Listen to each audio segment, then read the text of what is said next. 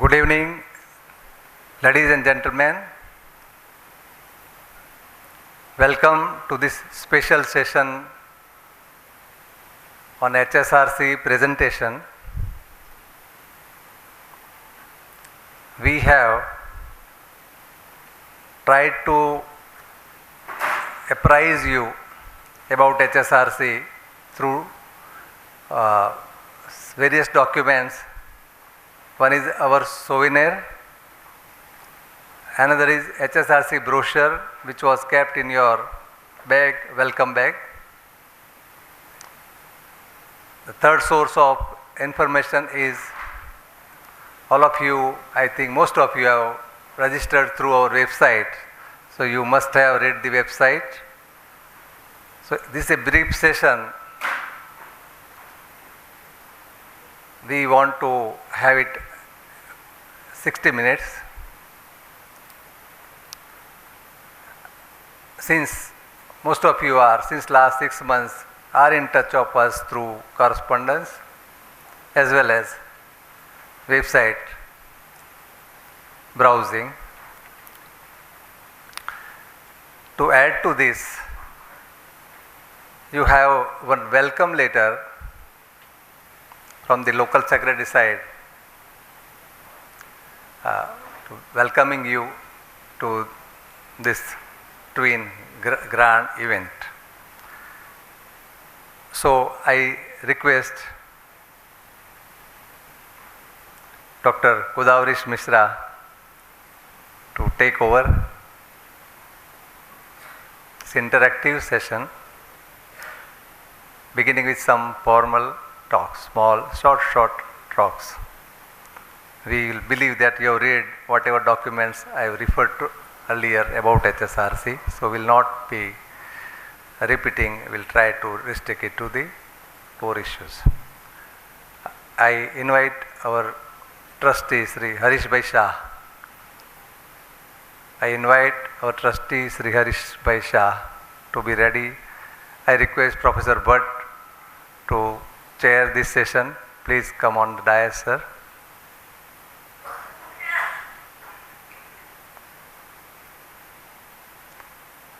Dadaji has asked us to be conveniently sit there.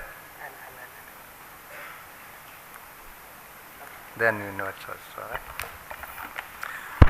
Good evening, friends. May I now request Professor Bhatt, the chairman of Indian Council of Philosophical Research, to come over and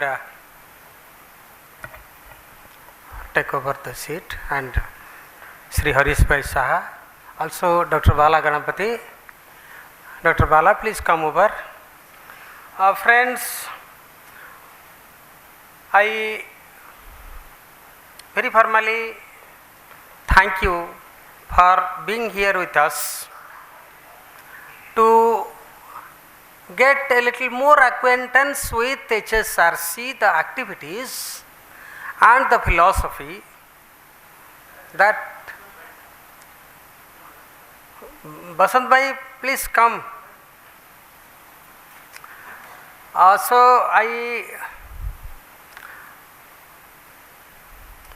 on behalf of all of us, thank Sri Kanu Dadaji, who bears the torch of testimony of Sri Dada Bhagavan, on whose philosophy this initiative has started a few years ago and taking shape academically, philosophically, spiritually, shedding its light to enlighten the darker corners of the human mind and heart. Friends, I, on behalf of all of us, offer our grateful thanks to Sri Kanu Dadaji again for being here to spare some time amidst all the indispositions and the problems, health and otherwise that he has spared his time to be with us. We are thankful to you, His Holiness Kanu Dadaji. I am reminded of Kalidasa, who in Abhigyana Sakuntalam says how the great people are like. All great people, he says, have one quality in common, that is selflessness. He says, Bhavanti namraha taravu phalodgamaihi. When the trees are laden with fruits, the branches come down. Navambubhihi dura bilambino ghanaha. And when the cloud is filled with water, they come down. Anuddhataha satpurusaha samruddhibhihi. In prosperity, when they are laden with, they are endowed with any great qualities. Satpurusaha, the great people, become they show boastlessness, egolessness, selfishness, and that is visible here in all, and especially in our Kanu Dadaji, who embodies the teachings that are left behind by Dada Bhagavan. And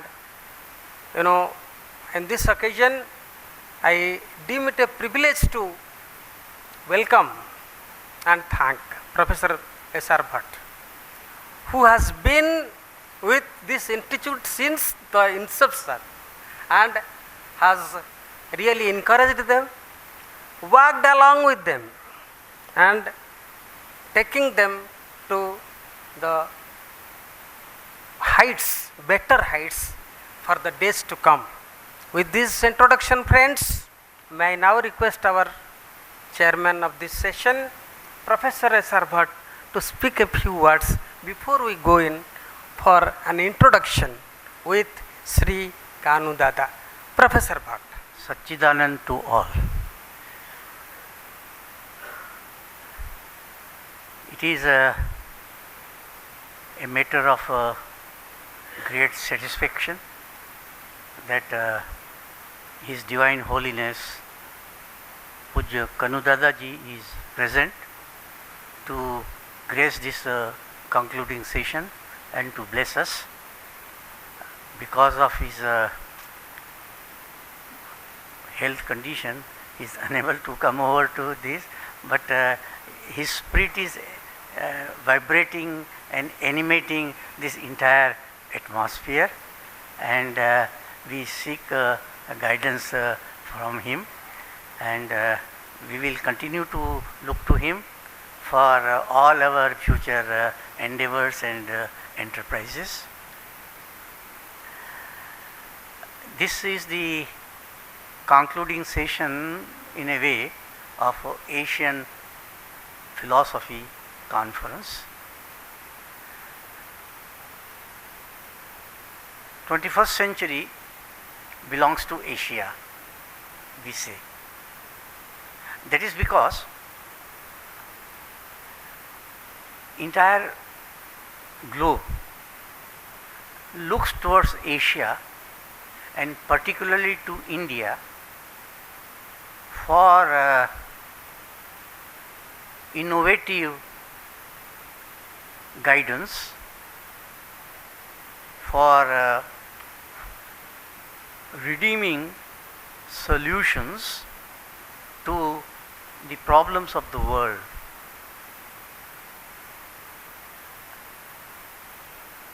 And we are confident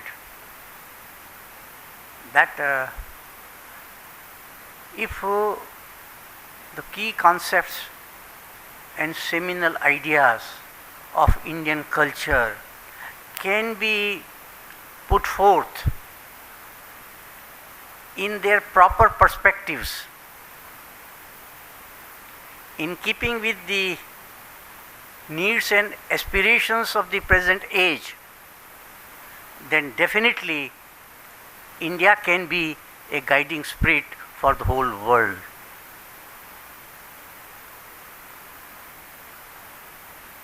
Whenever we go abroad, where we are told that they look to India for solutions, and we do have available solutions, provided we are aware of those solutions and put them forth in a very cogent and convincing manner.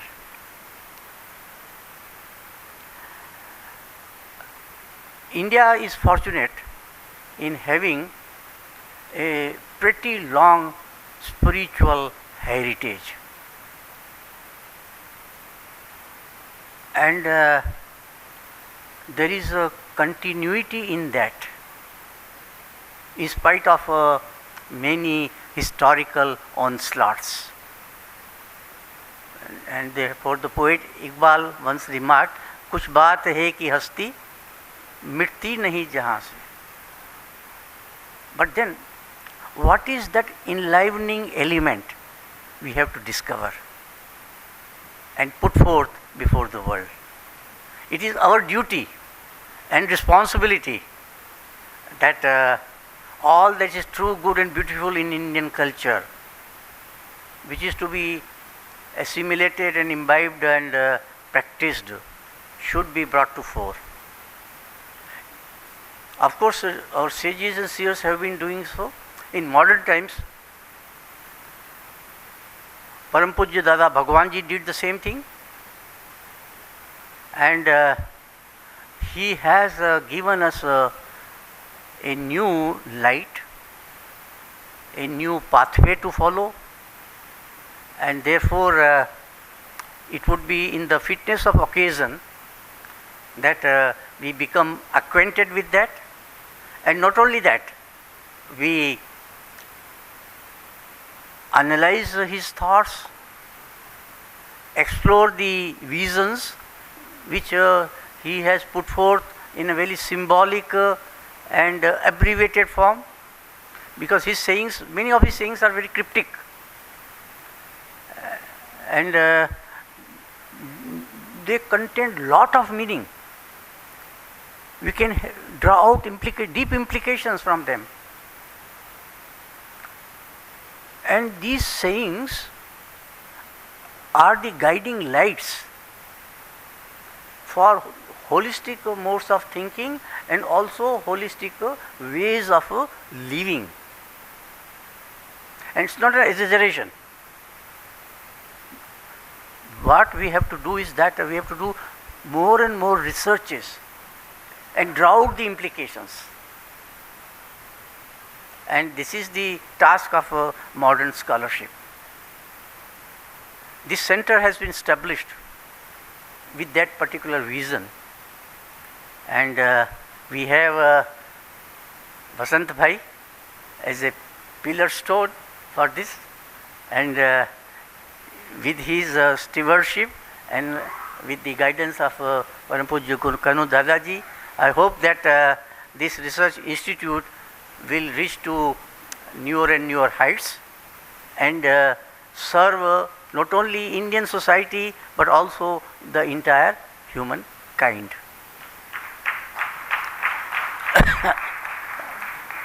I hope the office bearers of this research institute, of course I am also a part of that, will throw light on those visions of Dada Bhagwan and tell us as to what they have done and what they aim to do, and in what way we can cooperate with their endeavors and enterprises. I believe you will be inviting suggestions also from the distinguished delegates from India and abroad, and we will share their experiences we will be benefited by their advices and guidance, and I think there could be a very good interaction, and we may elicit some fresh ideas from their experiences and be benefited thereby. So I don't think I should give a full-fledged lecture on this occasion, but I do hope and wish that this institution becomes a leading light post for the entire globe and for the whole humanity. We should therefore try to translate the writings of Dada Bhagwan in all Indian languages. I think some such endeavor is already undertaken, but all languages of the world also. We may have centers in different parts of the world. Of course, you have in America very vibrant and active center, but elsewhere also we may have, because we have followers of Dada Bhagwan in different parts of the world, and we may have centers, and his messages can be, you can say, disseminated all over for the benefit of humanity. We always talk of all. We always say sarve bhavantu sukhinah, sarve satta sukhino hontu. Everyone should be, well, our approach is always, we have been told by our ancestors, by the Vedic rishis, to be holistic. We should never be divisive. We should never be compartmentalized. We should never be egocentric. Our vision has to be cosmocentric. So, and this is the vision of Dada Bhagwan as well. In fact, he is the, you can say, modern harbinger of Indian cultural tenets of peace, plenitude and prosperity. And this prosperity is both in terms of abhyudaya, material, and also nishreyas. The two should go together, material and the spiritual. There should not be lopsided development, and therefore we do say there is no antagonism between science and spirituality. There should be a happy symbiosis of the two. We have to spiritualize science and we have to make spirituality scientific. This is what Dada Bhagwan also taught us. So let us hope that his message is disseminated all over the world, and for this we invite your suggestions, we invite also your cooperation, both in terms of research work as also in terms of social service for the whole humanity. Theory and practice should go together. Mere theorizing is not enough. And therefore, we, apart from thinking, we also talk of living. It's a living which is of immediate importance, but the living should be based on proper thinking. So we begin with thinking, and on the basis of our thinking, we go to the reformation in the mode of living. There has to be individual transformation, there has to be social transformation, there has to be cosmic transformation. All the three transformations should go together. That is the holistic approach, and I hope that we shall be willing to undertake such enterprises.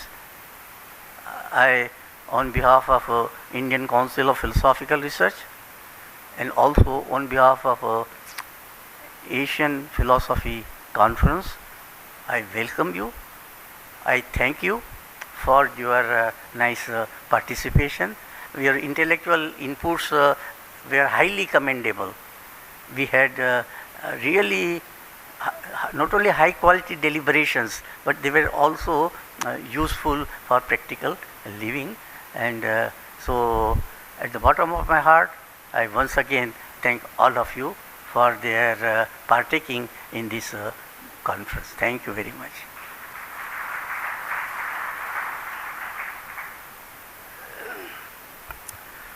Friends, I have no words to thank Professor Bhatt for his kind words, especially bringing before us that 21st century belongs to India. It does belong to India. Where we lack is not presenting, not portraying our thinking to the world. We do not know how to market what we have. And there is where we have to strengthen ourselves. Sir, we are thankful to you. And I must say that if you ask me how am I or many of us are distinct, different from Professor Bhatt, I would say that Vidya and Vinaya both are in equal measure to a greater extent in Professor Bhatt, which I myself don't think I have. Friends, again on behalf of all of you, I thank Professor Bhatt. And I must tell you why I am drawn to this thinking is when Professor Ganwarkar, the H director, asked me to write a forward to the dialogue with Dada, I was struck with the simplicity of philosophizing that is embodied in this book, The Dialogue with Dadaji. I was simply like somebody was speaking today, or somebody was, in his presidential remark was speaking, how simple the teachings are.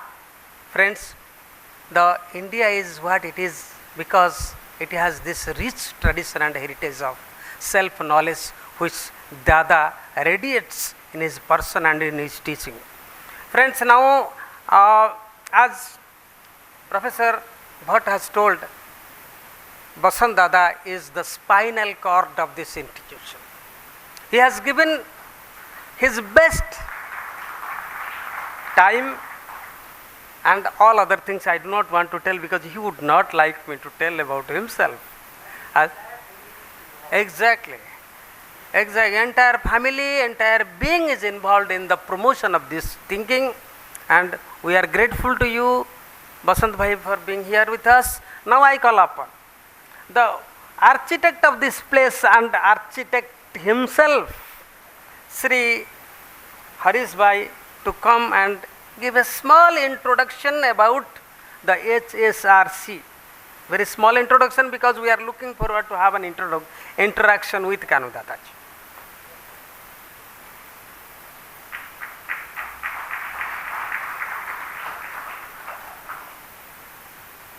I think it's very difficult for me to give a small. I can give a large. They would say that if you build a building, would they come? And now you can see that they all have come from different part of the world. The building does not make institution. Institution makes the building. And for every institution, you need a vision and a mission. It takes one to have a pure vision. The master, Dada Bhagwan, had such a vision, pure vision.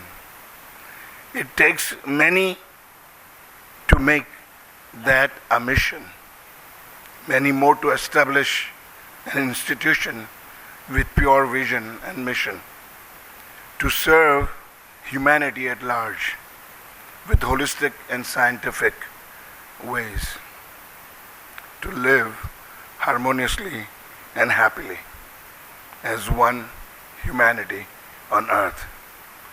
This is the mission of Holistic Research Center.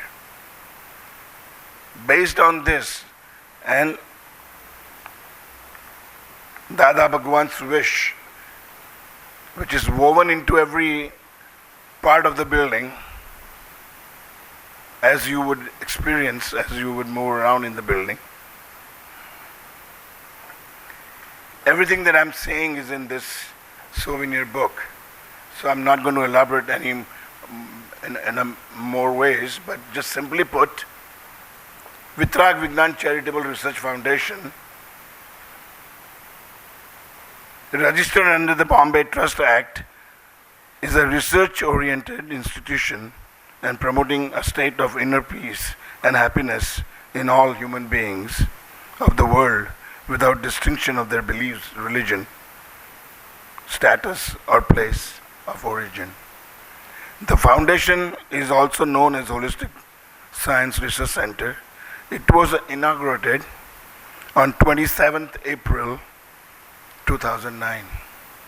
It is the purpose of holistic science to combine all available knowledge from science, technology, and spirituality to develop new approaches to solve age-old problems of our lives so that we may live harmoniously with one another and start to cherish and organize and sustain the natural treasure we have taken for granted, Mother Earth.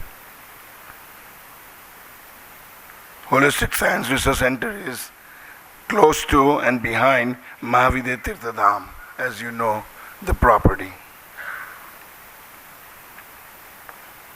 All the activities, I might just point out few activities that the center is involved, is to conduct certificate or diploma courses in yoga affiliated with Sri Somnath Sanskrit University, conducting certificate course in yoga affiliated with Lakulish Yoga University, established Center for Study and Education in Holistic Science of Life and Living, conducting certificate course of Holistic Science of Life and Living, conduct 4 national seminars, so forth and so on in a given year. It has been humming. For last so many years, it has been so active. It has gone more and beyond Gujarat and different areas and with full activities and in collaboration. We are ready. Mr. Bhatt.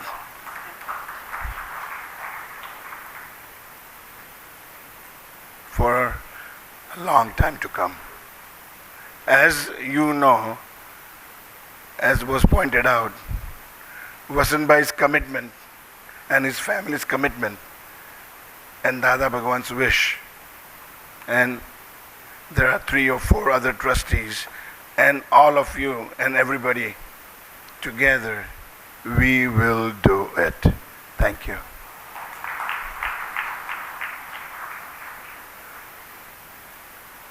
Thank you, Harish Bhai, for your kind words introducing the activities of HSRC. And friends, as Professor Bhatt has already told, we have a long way to go.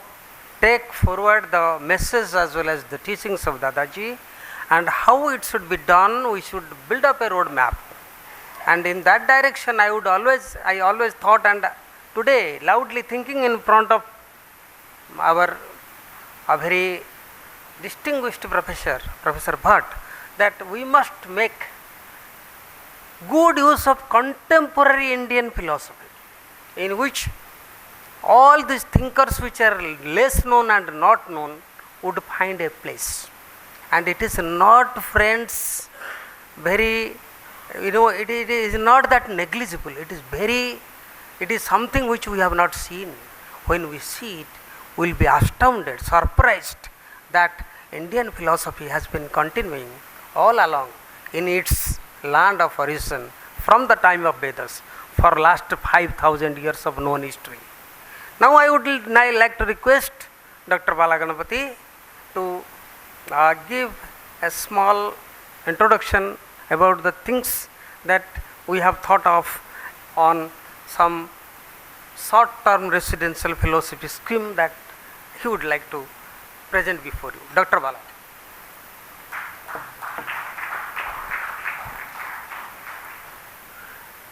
Pujya Kanu Dadaji, respected Chairman of ICPR and Asian Philosophy Conference, Professor S.R. Bhatt, respected Vasant Bhai Patel and Harish Bhai Patel, and this distinguished scholar Professor Mishra ji, and other distinguished scholars who have come here for Asian Philosophy Conference, as well as for this wonderful meeting that we are in now. The devotees of Dada Bhagwan, dear students and ladies and gentlemen. I'm not audible? Oh, sorry. But anyway, I'm not going to repeat whatever I have said. So let me put it in one way, like ladies and gentlemen and Pujya Kanudadaji.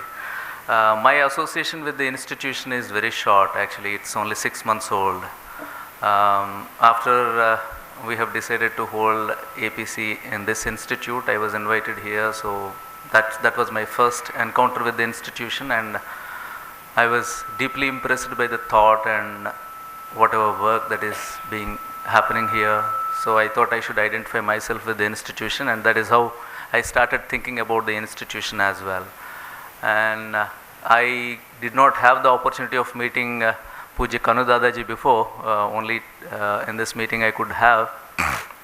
But otherwise I met Vasant Bhai, who has very interestingly told me, like he said, there is an institution, okay, Holistic Science Research Institute standing in front of us. As Harish Bhai was pointing out, buildings are not institutions, and institutions themselves cannot do anything. Institutions also have to be run by the people.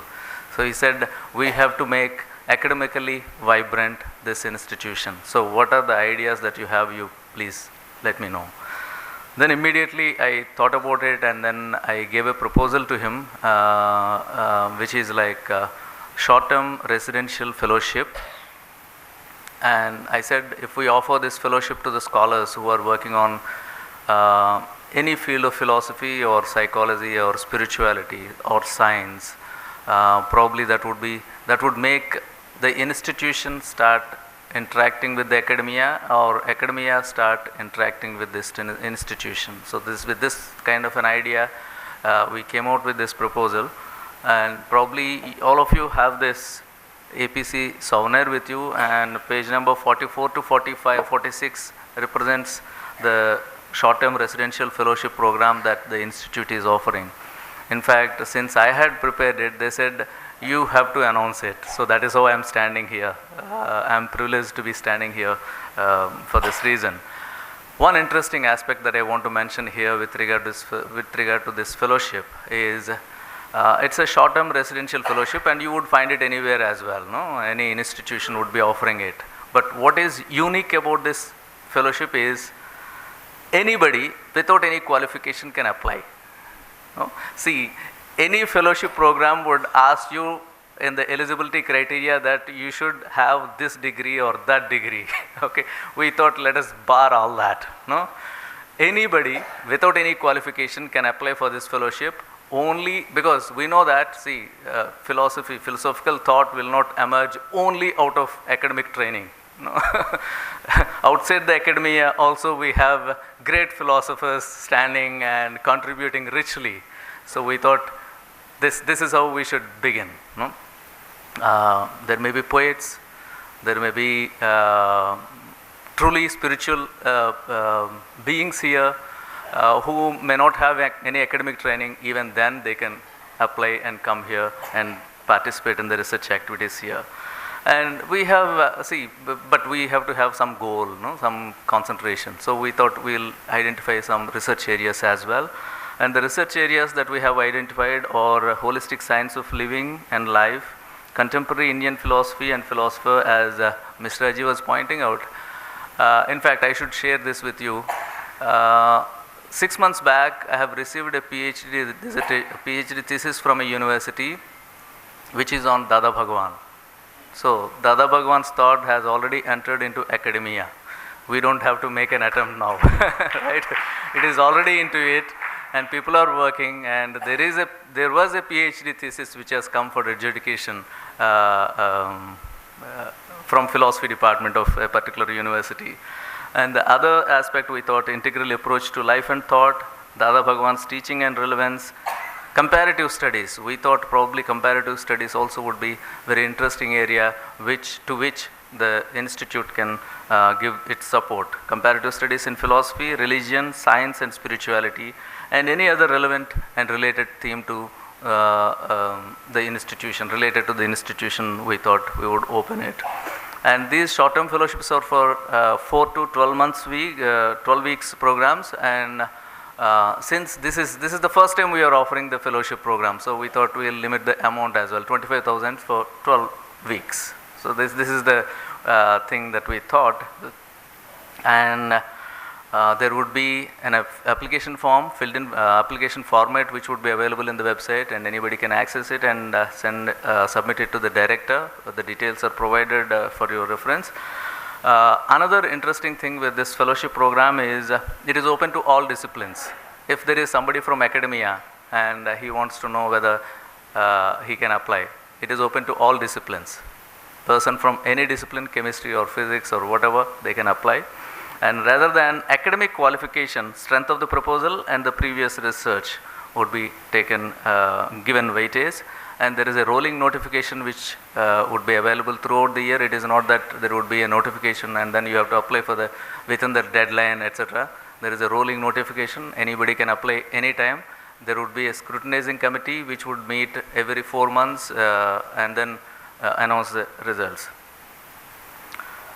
Only thing with regard to the institution is it offers the fellowship and it also takes the copyright. So at the end of the fellowship, people have to submit their research work either in the form of an article, research article, or in the form of a monograph.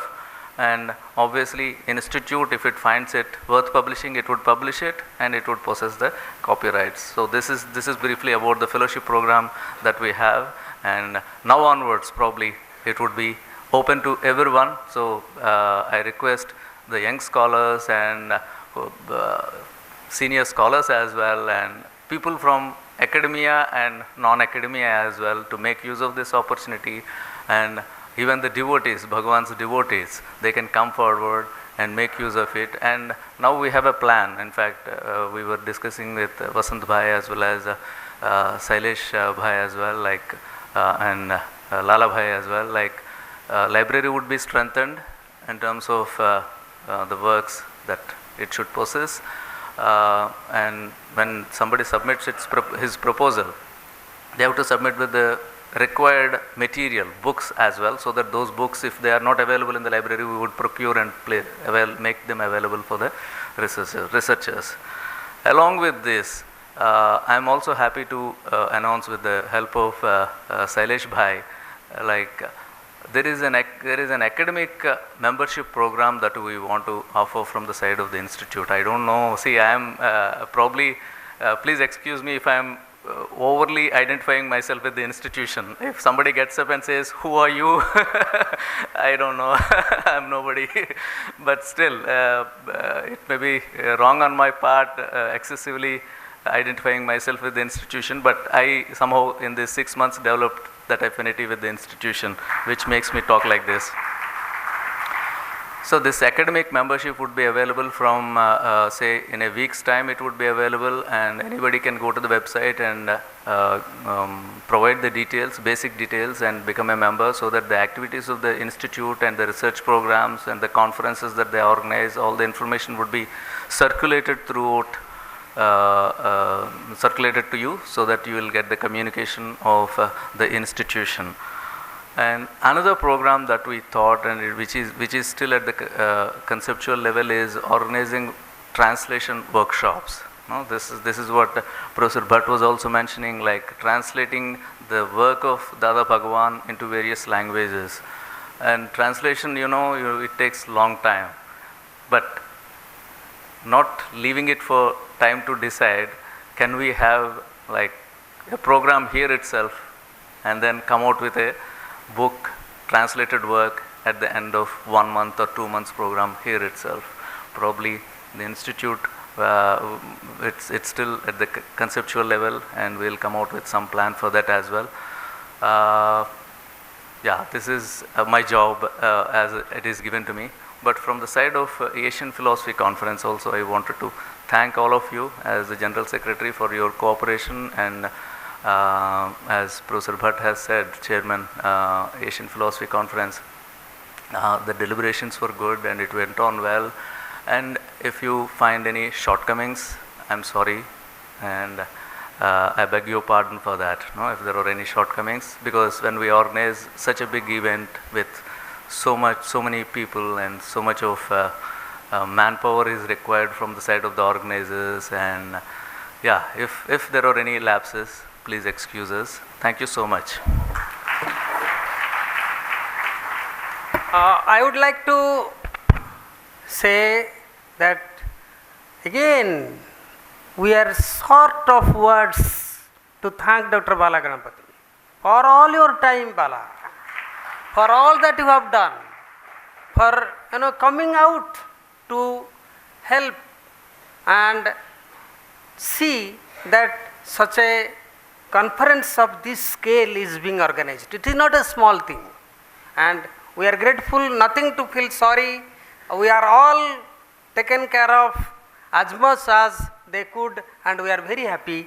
On behalf of all of us here, I thank again to you for all that you have done. Thank you. Friends, philosophers are very problematic people, because more than appreciating something, the mind goes to critiquing something first. So, therefore, I don't know whether Dr.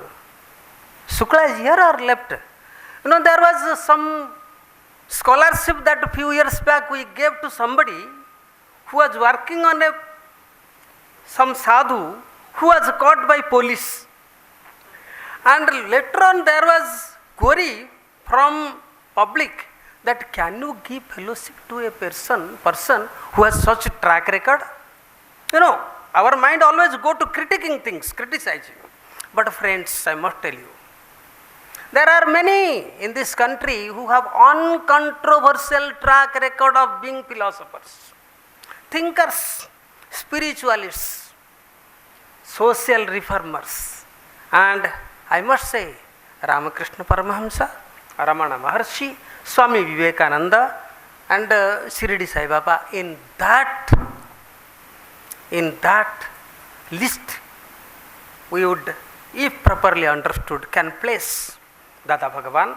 And very thoughtfully, Dr. Bala Ganapati, I must thank you for thinking about this, and I must thank all the trustees, those who never want to show their face, they want to stay in the backside. They don't want to publicly known. I don't, like many of you do not know who are the trustees here, but they want this to happen. Anyway, friends, now we come to the main item of this evening, that we would interact with somebody, His Holiness Kanu Dadaji, who had personal interaction with Dada Bhagavan, who has been personally benefited by him, and he would like to share his experiences and his own realizations that he has got acquired from the great Dada Bhagavan. And in doing this, I would like to request a few of you, if you have any query or if you want to ask some questions, you are free to do so. And in that score, I would invite first Professor R.C. Pradhan, if he is here. No. Professor Vedaparayana? No. Okay. Dr. Lee, to come and start the interactive session with your question. Dr. Lee, you can come on, please. You can ask anything that you would like to His Holiness Kanu Dadaji. Please give the.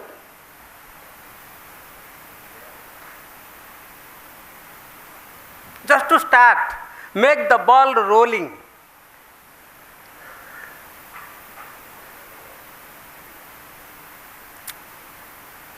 Yep. You can come to the front, please, Professor Lee. Friends, Professor Lee is a very distinguished professor in Korea, studied in Madras as well as Delhi with Professor Bhatt, and has distinguished himself as a scholar in Indian philosophy by translating the books of Radhakrishnan and making yoga popular in the state of Korea. Now Kanu Dadaji has come over. We are grateful to you, His Holiness, for being here. Now he will take the first question from Professor Lee. So just I want to ask about suffering. What is suffering? What is suffering for humankind? It has any positive meaning and negative meaning, maybe there are. Yes.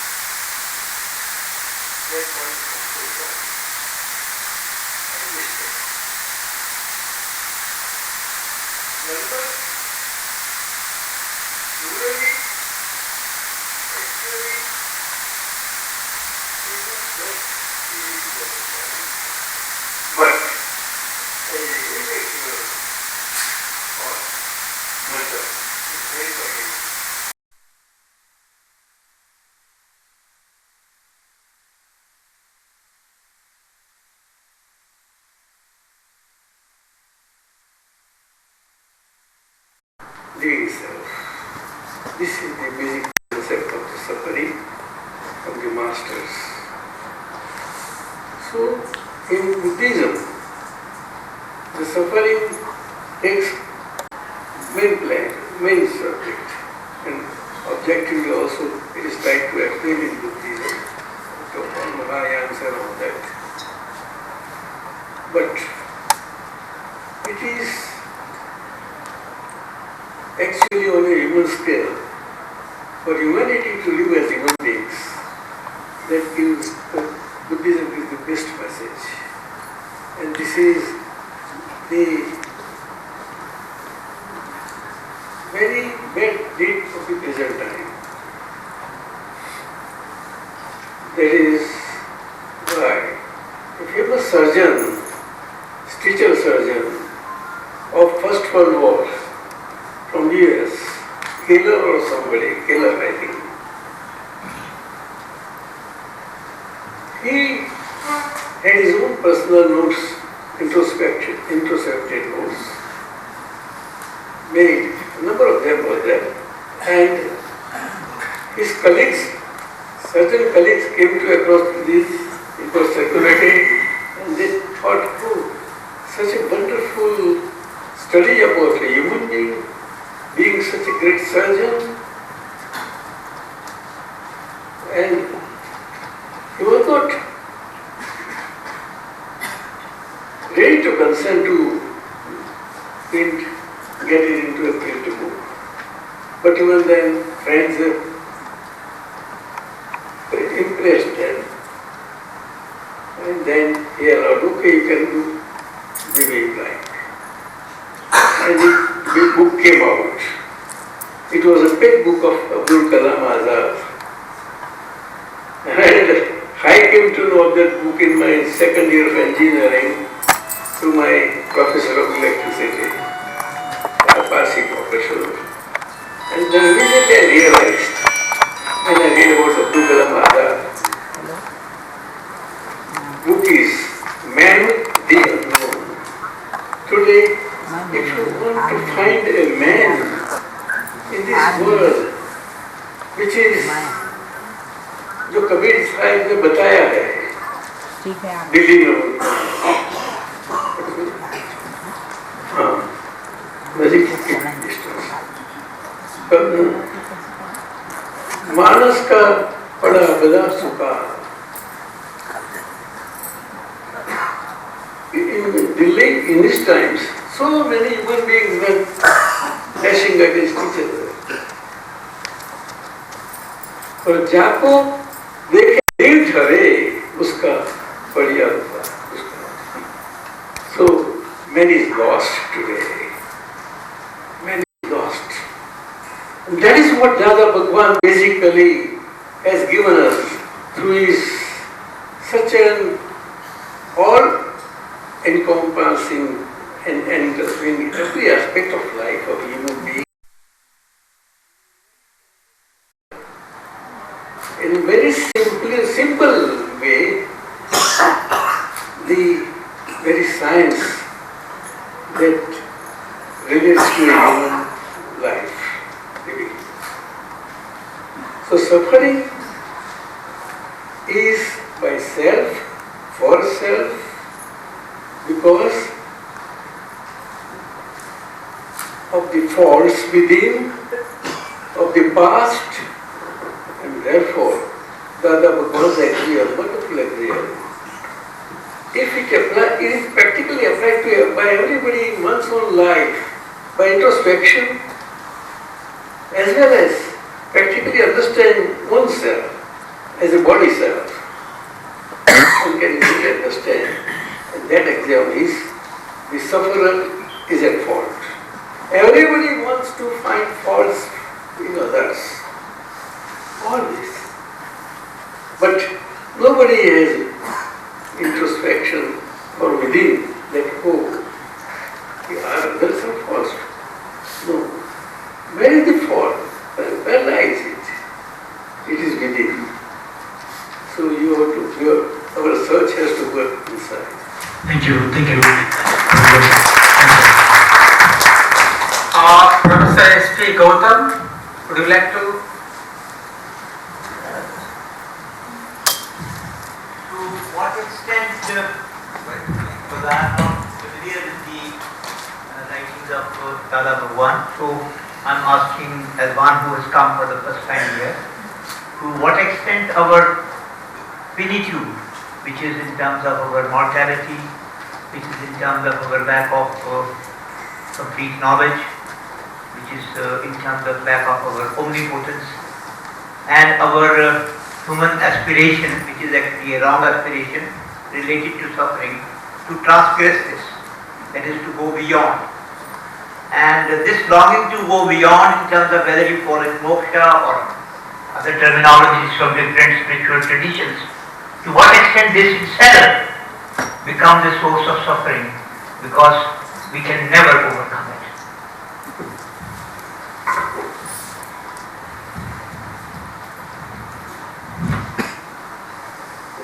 Normal belief in this, our nation as well as internationally, about ourselves is about the creation of our own lives. Normal beliefs are there. When this exam of Dada Bhagwan, that suffering is at fault, not one who causes the suffering, then how do we search for that? Or that there has to be a cause within, for which there has someone from outside to relieve us from their suffering. Everybody needs to get relieved from suffering of all sorts. Mind level, because of the speech interactions, as well as our relative living, body living. But answer is not available to anybody. So this axiom, as you go inside and dwell on it, as a person, and anybody who wants to search the cause of this suffering, can easily find by introspection. Easily can find. But it is not so easily said, but it is not that easy. And if at all it is pursued and put into practice, even little, definitely you can travel further towards moksha, what you said. And moksha is not imagination. Moksha is a fact. Very existence of yours there is the moksha.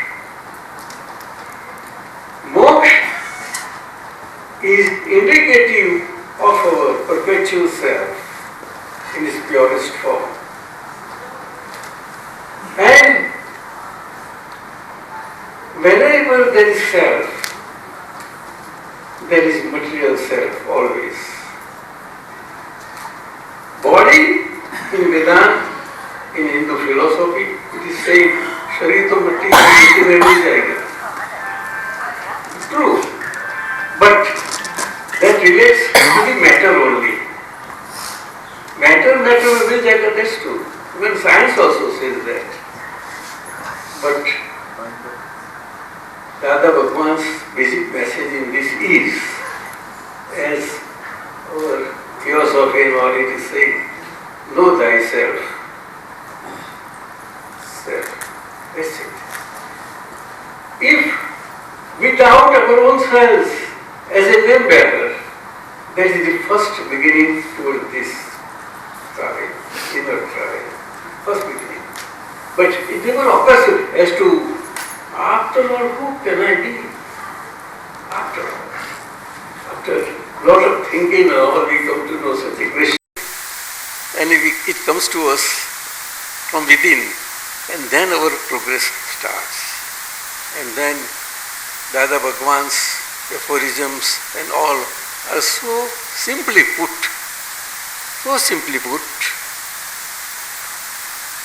Once in Rajasthan, one of our Dada Bhagwan's follower, Mr. Lalit Mehta, he has his own, in his agricultural land, a center is established where every year twice people gather together there. Even the youths also go. Dada Bhagwan celibates go there and mix them with different age groups. There, a delegation, religious delegation from Pakistan came. Border is near there about. Jaisalmer, etc. It's about 200 kilometers out. So, and they read everything in Hindi, all the simple put on walls and displayed there all around. They were so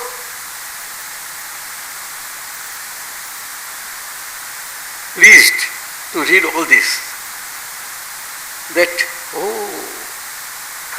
can this be translated into Urdu? We would like to put this place in our country from village to village and all, to acquaint people that life is simple to live if we understand the meanings of this as applied to our own lives.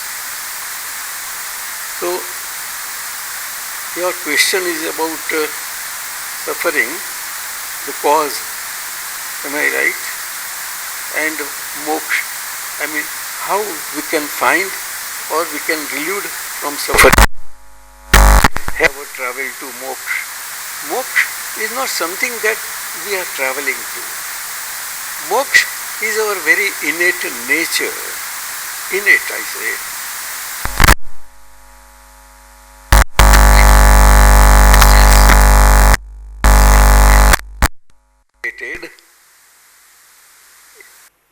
Seedling is implanted. That seedling implanted, actually Dada Bhagwan has explained to everybody of us that seedling was his own soul incarnate way of purest, pure love.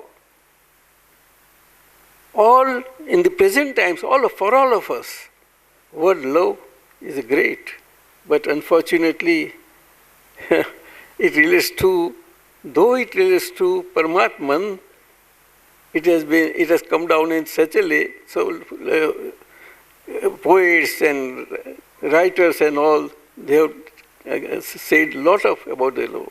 But actually it remains Paramatman love. Shuddha love, Prem, Shuddha Prem. So Dada Bhagwan was a Shuddha Prem की मूर्ति, सजीवन मूर्ति थी वो, और यही implant होता है सारा seedling as a self realization. And beginning, when a seedling is put, it works on its own.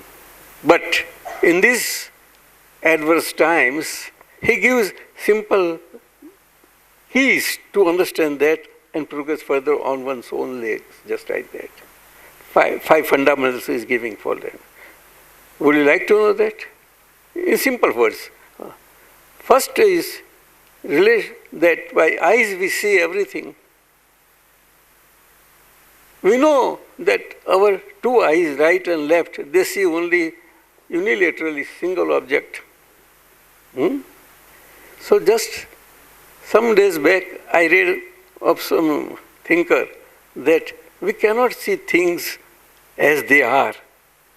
We see as we are. We cannot see things as they are.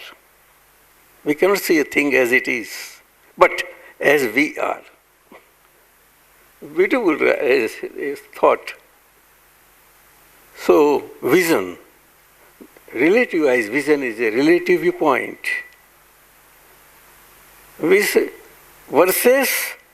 the self-realized vision that has opened out from dark moon to first phase, on the very day of realization from Gnani Purush, Atmanubhavi Gnani Purush.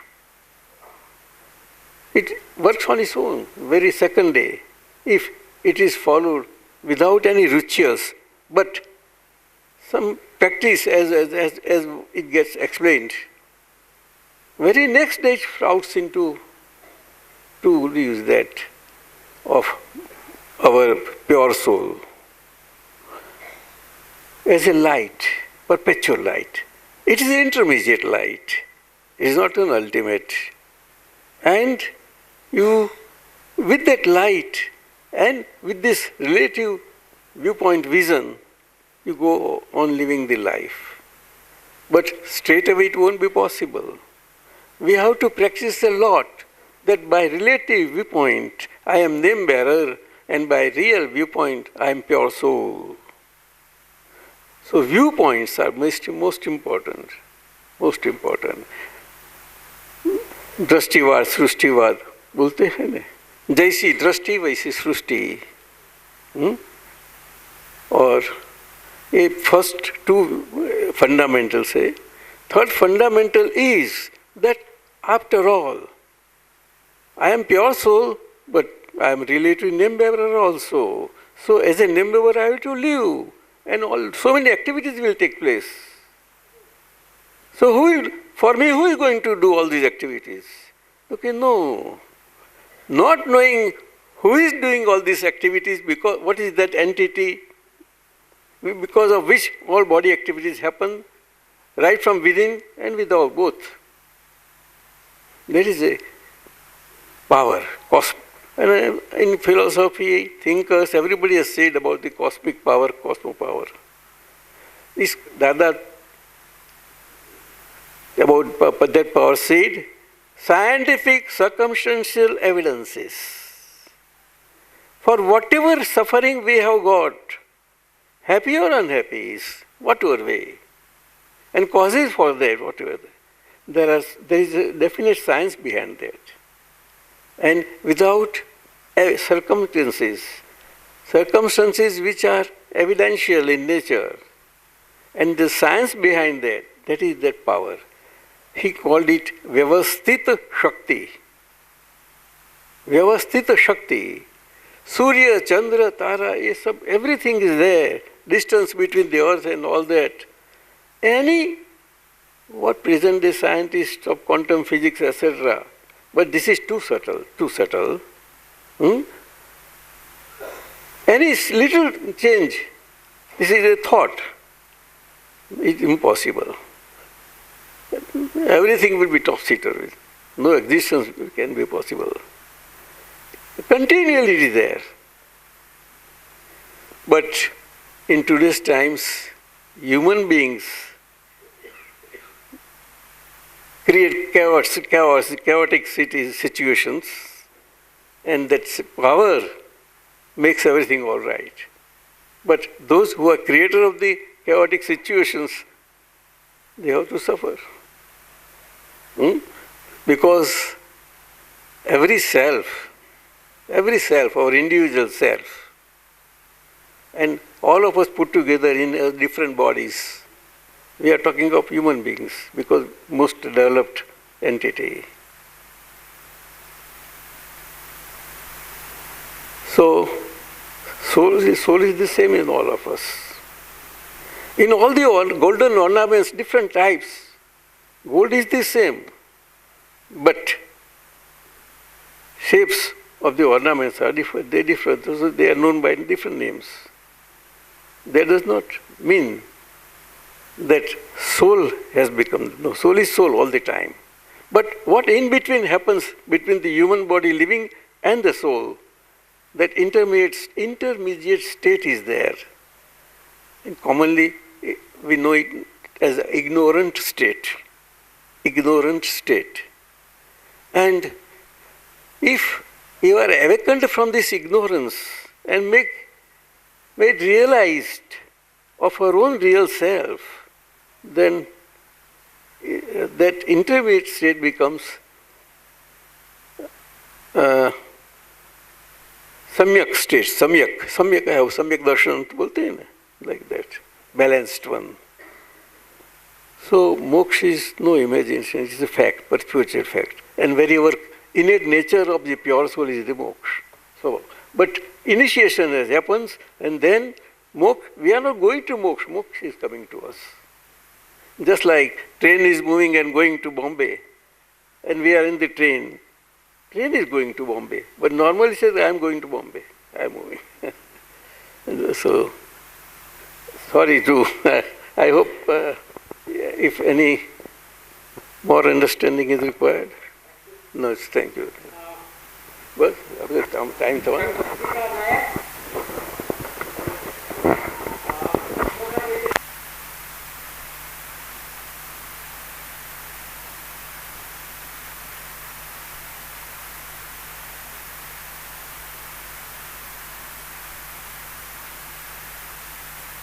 been explained, but the problem is how to seek happiness through harmony, because whatever suffering, the fault with the self lies, but at the same time the issue remains how to seek happiness with this world. What are the ways? Happiness for everybody of us is first to make our own living self happy. We have to live that way. Because charity has to begin at home. Unless we are happy, we cannot make others happy. But what does happiness means? Sukh, what does it mean after all? Sukh, which is followed by dukh, is not called a sukh. It is an imaginary sukh. So we have alleged certain sukh in all these things, that it comes back, but it is not perpetual, it will vanish. And then again, the space between two sukh modes is dukh. It goes on, and everybody wants to get freedom from that. But unless the very blissful state of perpetual sukh that is there at the core of our body, at heart, that needs to get realized through the experienced Gnani. Gnani who mind-wise, his expression speech-wise, as well as vyavahar, body living. All through, he has gone through all the phases of that. And after going through all these things, he has realized and experienced this state, which is perpetual in nature, but it is not continuous because of the present times. Time is a bar in that. Kali Yuga we call it. But it goes on repeating, and it remains. That way it is continuous. Not in a continuity sense, link-wise. So that continuously that experience remains in the sleep or awake, whatever state. You see?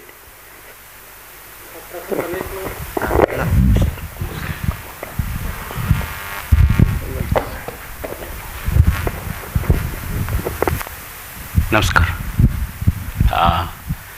One of the fascinating topics which Dada Bhagavan has discussed is the interrelation which we talk of between the human beings and nature. In fact, in his writings, he says that of nature. That means we are always dependent on nature. Now, this interrelation which he is speaking about is something which is very novel, I would say, because in the contemporary philosophical discourse, this aspect has not been emphasized properly by many of our thinkers. Of course, we have this concept in ancient philosophical tradition. Now, I would request you to say how Dada Bhagavan has developed this idea in his writings. Dada Bhagavan's quote about all of us getting born means it is entering his own life in the world, in the society, as guest of what we call exhibition. What do you call that, sir? Museum we call it, various museums. We are entering the life museum of our own self and as well the museum of all the world all around. And so you are allowed to enter the museum and live your life fully. But while entering and passing out, in between, you cannot even think by mind to say, oh, how beautiful this is, that or this. No. Even means speech also should come, not come after one gets grown up, etc., of course.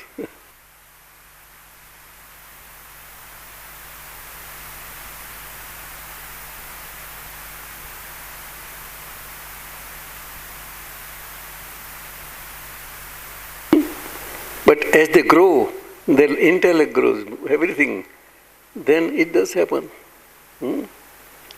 So, even by speech also, and by picking also, you can enjoy view and take. जैसे बोलते हैं न कि रस के लिए बहुत इतना नहीं हो, just a drop is required. But in these times, everybody is accustomed to live plenty life of plenty. That is the point. So, simple living and high thinking, our thinkers and those have said that. So, simple living means man is the guest of Mother Nature. That way he has said. He enters the exhibition, passes out. But he cannot do anything. And he lived like that. And why he lived? It was not first time. But that sort of living out of such high thinking, it has come from the past. It has come, it is carry forward in this life.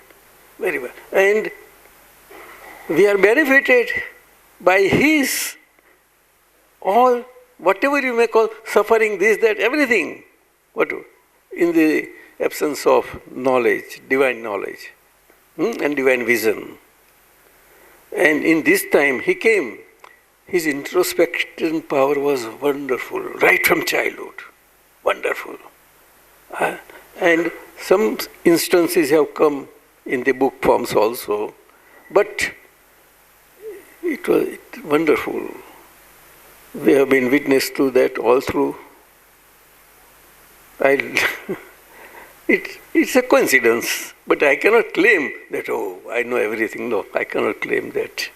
And from the age of 5, I have played in his laps because my father and Dada Bhagavan were business partners and from the same village, like that, etc.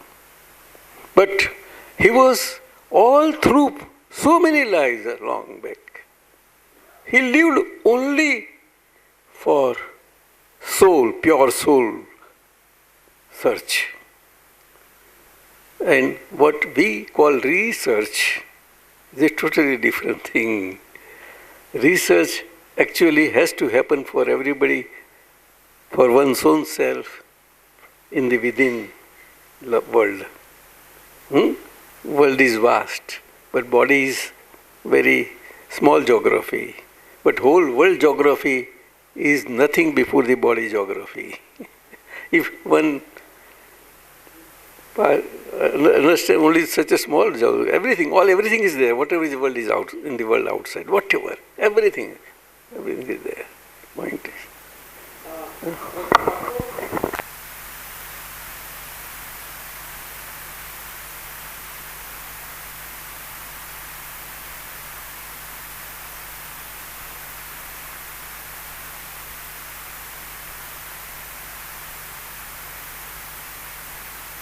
Question is similar to what Arjuna asks Krishna in the Bhagavad Gita.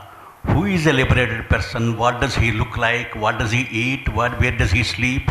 Likewise, I am imagining a person who has attained a holistic way of life. Describe to me how I can identify where here is a person who is living a holistic way of life. I can think about holistic mode of thinking. I can imagine, but not a holistic way of life. Can you describe that? So it's a good query by Arjuna to Lord Krishna regarding a sthita prajna, state of life and living. And that he wants to ask the way in the world we ask everybody, the body to body and all that, higher thinker, teachers, everybody. But query was that, but Lord Krishna gave answer in a way that he can, in his understanding level, he can understand well. Because he could not follow what Lord Krishna gave the descriptions of a man has to be this way, balanced way, normal way, living wise. And therefore he asked this question. And Lord said, he asked that, स्थित प्रज्ञा का भाषा वगैरह जो है ना तो जो the way we physical traits we know. No, it is not. Sthita prajna means a human being with a balanced, non-biased intellect. Non-biased. That is that person who has acquired this state. He is a sthita prajna. That prajna shabda relates to samyak buddhi, a balanced intellect. Prajna shabda. Prajna is very pious word. Both for body at body level as well as at pure soul self level. Pure soul self level, it relates to prajna. Prajna is nothing but pure soul, divine light that intermediarily is functioning between the body and the pure soul itself. Interim living. That happens only after realization, self-realization. And that self-realization means you realize the self with its all qualities, all modes of qualities, etc., every way. Distinctly separate from this perishable relative body self, every way with all its qualities, all its perishable qualities. And that is perpetual qualities, these two. And in between, at the prajna level, you live along with the intellect, body intellect. Because present day times body intellect is rather perverse somewhat. But thinkers are thinking a lot, so they are up a higher level. Understand? Those. But by and large, these Kali-yuga intellectual pursuits, always pursuits are intellectual. Intellectual is per se, okay, it is a guiding light for everybody. But it has its own limits. And therefore, in these matters of realization, in this perishable living life, their intellect does not. So there you have to have an experienced, self-realized and experienced state, living state, body that can guide you, or if you desire, that can relieve you of all the bondages at mind level, speech level and body level, every way. And then you live on your own. In the ocean, if leg touches the ocean, tank or whatever, nobody need fear about drowning or anything. But intellectual pursuits are such that your leg is not touching there. That is experience. That is experience. Otherwise, बोलते हैं ना मैं कि छोटा पानी में भी वो डूब जाता, like that. So.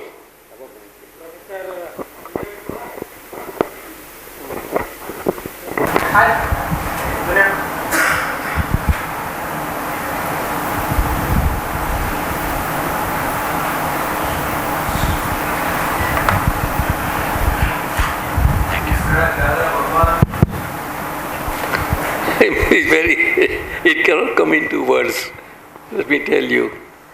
To describe an absolute, it's beyond words. And experience, soul experience, pure soul experience is beyond words, Shabdatit. And pursuits are through the words, but we can go further. You can reach that state, you can reach. But it's a very hard way of rise and fall, rise and fall, rise and fall. But ultimately, you do progress, because as a human being, which is the highest creation of the Mother Nature amongst all the living entities, because pure soul has no weight and matter has weight. So matter goes on cutting, passing out, rise, fall, okay. So pure soul की गति ऊर्ध्व गति होती है और matter की अधो गति होती है, और दोनों के में टसल है, और टसल में अल्टीमेटली ऊर्ध्व गति wins. But if we get defeated by living in a non competitive way in the competitive world, then definitely that urdhva gati gets lot of help. Fiercely competitive in every mood of life. Yeah. My Sashtang Pranam Kanu Dadaji. My name is Sashtang Pranam. My name is U.A. Vinay Kumar. I am a retired professor of philosophy from Goa University. Way back in 1996, following SSY, Siddha Samadhi Yoga, in Bangalore and all that. I attended the advanced meditation course and many other yogic kind of stuff. During some of the discourses, I was so much impressed by the Gurudeva's sermons that I came back to my workplace and with all my grievances.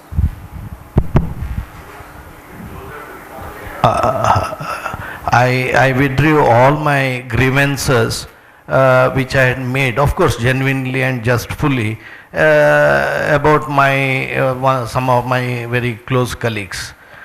Instead of getting a very good response for drawing my grievances, what happened was the person or persons told me that, okay, I will teach you a wonderful lesson now. So I had to face the lessons for next 10 to 12 years. Now the question is this. Can I escape my prarabdha karma with all the kind of applications that I may be doing with the holistic kind of thing? That's all. Yeah. No. At the best, what can happen is the way how the practice was performed. How? So the bhava behind that, it cannot be continuous. It's very difficult for anybody, unless that perpetual entity is experienced by you, which is not known. So all these practices of concentration, meditation, all they are there. In the present times, they are badly needed for people to have a stability of life and living. Asana, yoga, all these things are there. But they are temporary sadhans. Our very body is a sadhan. But the body that has got born into these times, all of us, according to the quality of our karma, they are different levels. So it is transitory. You cannot have a perpetual peace in that. But it is needed anyhow. It is needed. Practice of vipassana you must be knowing in Bauddhic practice, one of the offshoot of that. Like that only. I have seen very intelligent people who are followers, some of them, who have followed Dada Bhagwan's way of living. And by the way, I may tell you that Dada Bhagwan's way of living was not materially working. It was in its purest sense. And practically, along with the social living, because he was homely. And even then, right from childhood, is the observation factor, निरीक्षण शक्ति जो बोलते हैं हम, it was very sharp, very sharp. I have observed him from so many angles. But normally what we understand observation, all that, we are accustomed to this body state of living so much so, it is extremely difficult to come out of it even after the result. But Dada Bhagwan shows a simple way. But that simple way also, the extent to which it has to simplify, out of his experience he did it. But it is not difficult, it is simplest to live. If our understanding aspect expands from within by our own living, you see, understanding you have to score particularly. To be happy with anybody, we have to understand him or her very well, so that we do not find any clashes, differences or anything between the two. Those situations can be like that. It can be. If we will follow, understanding aspect of a human life is very important. That Dada Bhagwan has shown in various ways. Even if you have no self-realization, then also you can do. He has given 5 or 6, but basically 5 fundamental way of living present day life, so that we can live in the presence as a present living. So many thinkers in the world have talked a lot about this, living in presence. Lot. Eckhart is very now and all that. You must follow? So he has given 5 parameters. And this center has got the booklets on that. If you follow, and if that gets rather translated, it's a Sat Sadhan. Sat is perpetual self. Sadhan means use. Perpetual self. If you practice, it is not a ritualistic practice, let me tell you. It is self-living practice for living a balanced life. And the extent to which our balanced life living happens within us, for our own happiness and peace at heart, you definitely progress toward this realizing of the self. It leads to that. It makes you, so all evidence is coming together automatically like that. It's a purusharth. Satpurusha. Satpurusha. बस થઈ ગયું બધું? Yeah. You did ask Professor Samsung Prasad, then we close. परम पूजनीय दादाजी. His Holiness Kanu Dadaji will be here today. Yeah. Those of you who would like to have one-on-one meeting with him, you can take an appointment with Dr. Amai. Okay. Okay. Okay. Suggest of the, I must suggest little, my suggestion that today is 4th, I think. 4th. And 5th and 6th are to our Yeah. But Sahib, yeah. But Sahib, for 2 days, 5 and 6 are what? No. Philosophical, Indian Philosophical Center, and that ministry, HR ministry is one, no? That one. This, that. But I will be here for 2 days. I may not be able to participate. Yeah. But 7th, after we are over in the last session, I am here and I will stay here for anybody who wants to meet me one-on-one understanding. I am there. For anybody who desire to meet and talk. Because I won't be talking to anybody who wants to understand, but I will be talking to myself in you. Yeah. So, because I am not different from all of you. Yeah. Only brief questions.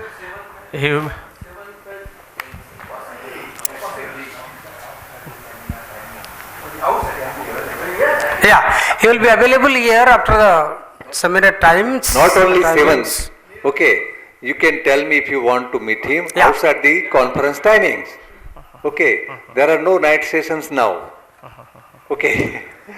There are no extra sessions. So that is only just come to all of you have my number. You can just put a request, you will get his appointment. We will schedule it that there is no rush. Right?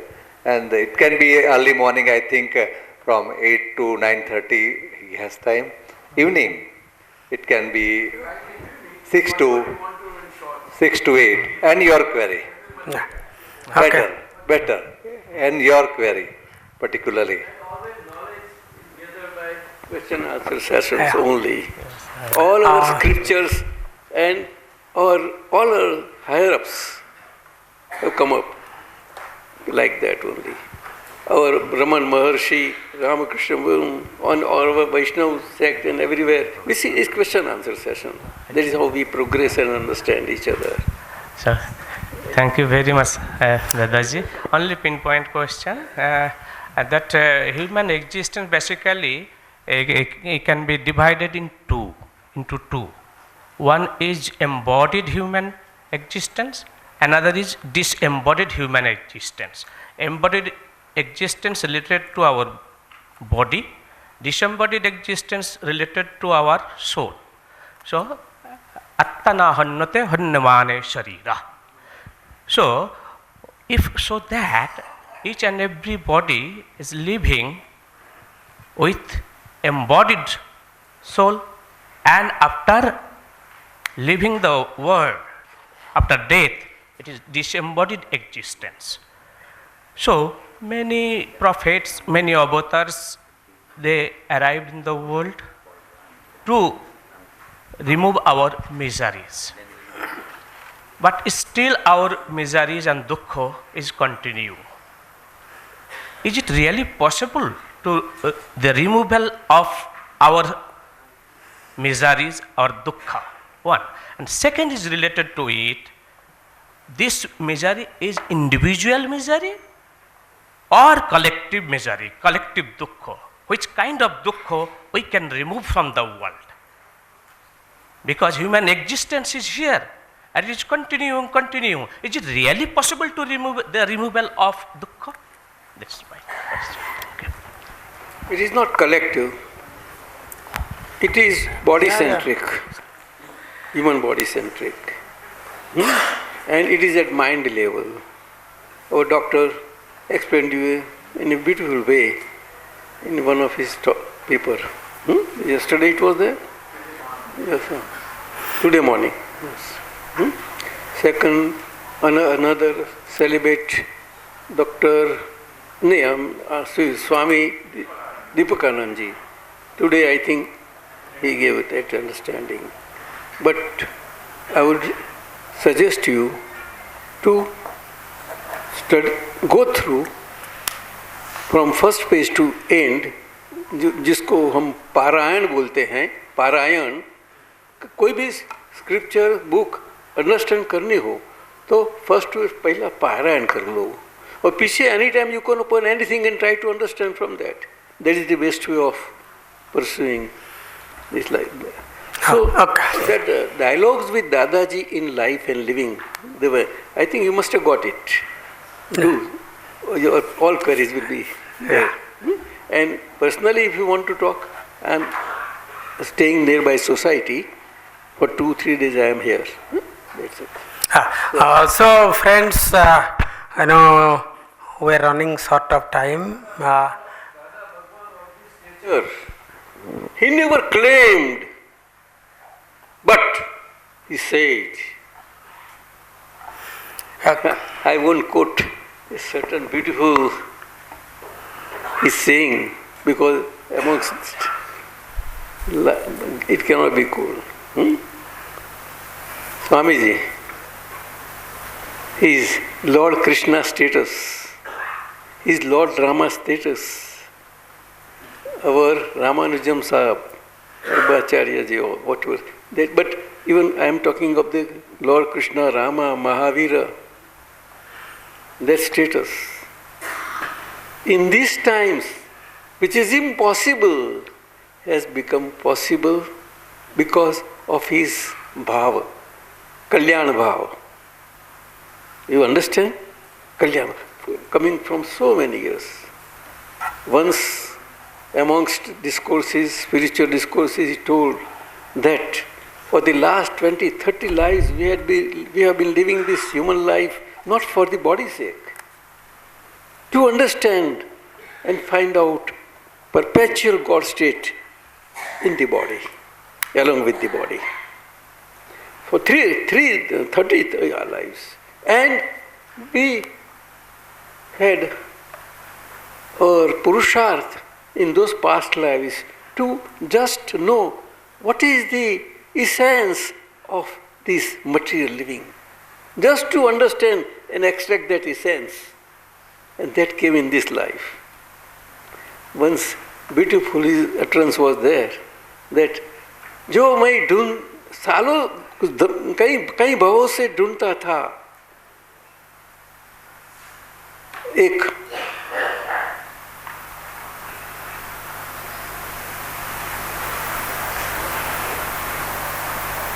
पूर्ण पुरुषोत्तम स्वामी जी, ये आज ये life में मुझे मिल गया. अब सोच करना उसके ऊपर और इसका लाभ तो कल्याण भावना थी. इसको नहीं कि मैं उसको आइए मेरे पास आओ तो अब मैं आपका कल्याण करूँ, इससे नहीं हुआ. नेचुरली ही never went out to anybody, everybody came to him. I was so near, yet in my 33rd year only I came to know that my uncle is a supreme God. In a matter of this straight way. Upside down was right side up. Vision, the vision. That's it. Huh? Okay. So friends, to conclude this session, we thank Kanu Dadaji. You know, they always say that Krishna is great because he taught Gita. I would like to say that because Krishna taught Gita, therefore he is great. Same is applicable in the case of Dadaji.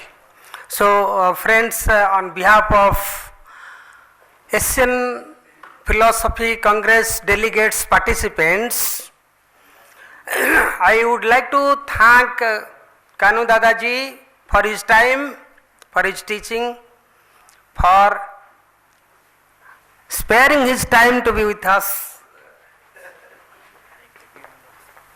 How come I am you? You know, why don't you ask me, how come we are different? Yes, because you are me. Yeah, because you are me. Yeah. So, friends, on behalf of all of us, we offer our grateful thanks to Kanam Dadaji, and also, friends, I would like to say that this whole Asian Philosophy Congress is possible because of the time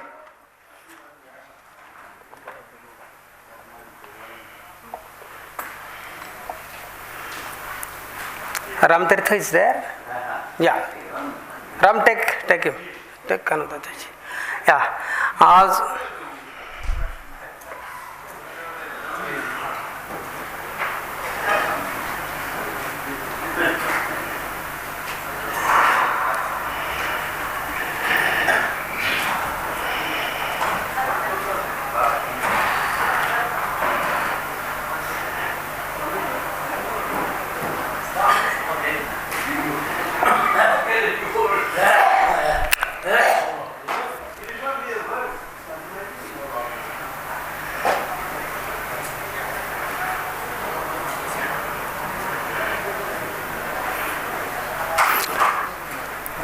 So, before we say goodbye and call it a day today, I would, on behalf of all of you, thank the main architect of this Asian Philosophy Congress, Sri Lalabhai Patel, for his time, for his understanding, for his self-sacrifice, for his involvement, and for his selfless action, and all that he has given to make it a great success. We are grateful to you, Lalabhai, and will remember you for all that you have done with so much involvement, love, and concern for taking forward the teachings of Dada, as well as Indian philosophy, in which the tradition, Indian philosophical tradition to which Dada belongs. Friends, a small request to Professor Bhatt that let HSRC, just I add a footnote to what Bala Ganapati spoke. Professor Bala Ganapati, I should have told. But since I know you, you are like my younger brother, Bala comes. That let this center be a center to do research on modern contemporary Indian philosophers. We don't have place like that. And Professor Bhatt being given to the cause of Indian philosophy in some way, when he is in ICPR or when he is not in ICPR, would definitely support this cause to make this center a center for research, advanced research on modern as well as contemporary Indian philosophy. This is a request, sir. Please see whatever you can do for this. You can give us a big project. We have been thinking about this. And now the last item, I would like to request Shailesh Bhai. No, before that, we have very great thinkers, those who have come in the tradition of Dadaji, like Sunil Bhai was there, Shailesh Bhai is not here, he was there. Okay, so we can also interact with them. They would be able to shed a lot of light on the thinking of philosophy of Dada. And last item of today's evening is a vote of thanks by Shailesh Bhai. Where is he? Shailesh Bhai Patel is there or not? Oh, he has gone. So Ramtirthi is there. He speaks very well. Okay. Okay. So now Vasant Bhai. Vasant Bhai will do, because neither son nor the grandson both are absent. So you have to take the role now. Vote of thanks. Okay. Please come. That dialogue with Dadaji's book, you must buy it. If we give free, little value, but if you buy it, it will be the greatest value in your life. When I read that book in 71, 72, that book has changed my whole life, and we are standing here due to that book here. because it will transfer your whole life, you know, in all aspect of life. Today I am 82. I have no rag dvesh for anybody in my whole life, and everything running smooth. Yesterday is gone, tomorrow is no worry, we stay in present with a smile. So please buy that book. First book when translated, it reached somehow to Oxford University.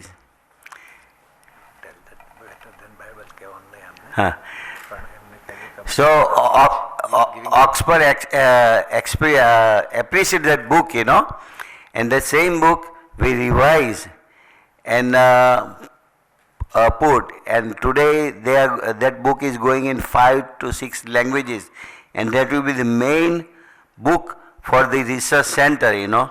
If you look at index in that one, not a single book in the world has that many subjects in that one, you know. And when you read that book, you sit down in question that is my question. So Dada Bhagwan will talk to you and change your life. And we appreciate everybody, and please give your input, and we will try to work together for the mankind of the world, you know. Thank you. Given to them, all of them as a compliment this time. See, we are most lucky that book you don't have to pay, we are going to get complimentary book. But you make sure that book you give your 10 friends to read, you know, so that will give the good thing. Shailesh Bhai is here. So second word, subsidiary vote of thanks. You know, we are, Jai Sachidanand, we are very fortunate that Dadaji was with us last few hours. I want to say to all the great scholars and thinkers that are here, that all the passion, all the bhav that you have had to do the research and the analytical thinking in the fields you have, you should reach out to Dadaji and get his knowledge and then use your knowledge, and I will assure you that you will advance your passion and your knowledge in the fields that you have, which ultimately will make you much more happier and give bliss, but equally importantly, it will help mankind. And that, I believe, great scholars, that is what the definition of a great scholar is, that the knowledge you have, how you can help others with it. So once again, there's some opportunity you have to meet with Dadaji the next few days, so if you can, please take that advantage. It's getting late, so I'm so sorry the food is out there, but I just want to say this, that on behalf of the Holistic Science Research Center here, VVCRF, and then also the sister branch in the US, we want to thank all of you to be here for the last several days and for the next few days also. We are grateful for you to take the time. Many of you have come from all parts of India and all parts of Asia and also elsewhere, so we are really grateful for all of you. He is not here now, but the great governor of Gujarat, Governor Kohli, we are grateful for him to start the event here a few days ago. And then the great people here on the stage, Dr. S.R. Bhatt. I met him probably, I think, 15 years ago, and what he has done to lay the foundation for the foundation here, the research center here, also US. Dr. Bhattji, we are forever grateful to you, and our appreciation is always there for you. So thank you very much. Also, Dr. Misra that is here, you have also been very instrumental to advance this cause, and we are always working with you, so we really grateful to you also. And then I want to say this. Dr. Bala Ganpati has said that he's only been here 6 months with the center and the members here, but really he has been with us for many, many years before that. He just, we directly do not know, but indirectly he has been with us. And this is your other home. Delhi and Surat is for you now, so remember that. And you're young, so you have many, many more years to do all of this with us, so remember that. And then also, as I said, all the scholars that are here, I cannot go and list all, but for all the events you have participated, you have chaired, co-chaired, and given the presentations, we are very much appreciative of it. And all the other members that have come here and spent the last few days, we are very grateful for that. And then also all the volunteers here of the research center. I'm coming from the US. I've only been here 3 days, but let me say, first of all, they have done a wonderful job. So all the volunteers and organizers here at the research center, we are very grateful to all of you. So thank you very much to all of them. And then also, as they said before, people in Gujarat, they have a very hospitality spirit in them. So we have tried our very best to take care of your accommodations, your travel here, the food and arrangements. But for any shortcomings, please forgive us for it. But as we do more of these, you will enjoy it more and more and more, and we will become experts in it. Even though, as I said, we're doing many of these now, but not at this large level. So thank you for giving us the opportunity. And then all the excuse me. Yes. Yes. Okay. Go ahead. Okay, the sponsors. So as Dr. Butt says, tomorrow is the actual inauguration of the IPC. So it will be a very great event for the next 3 days also. And then as we end, I want to say again, the sponsors we had, the ICPR, and also, I'm sorry, the International Indian Council of Philosophical Research and the Indian Council of Historical Research. We are very grateful to both agencies for helping us host these events. And then also, excuse me, right, from Chennai, the Ramanji Trust, we are grateful for their sponsorship also. Okay, and then as we end, so thank you very much for your participation, and food will be served here outside. Okay, thank you, and Jai Sachidanand.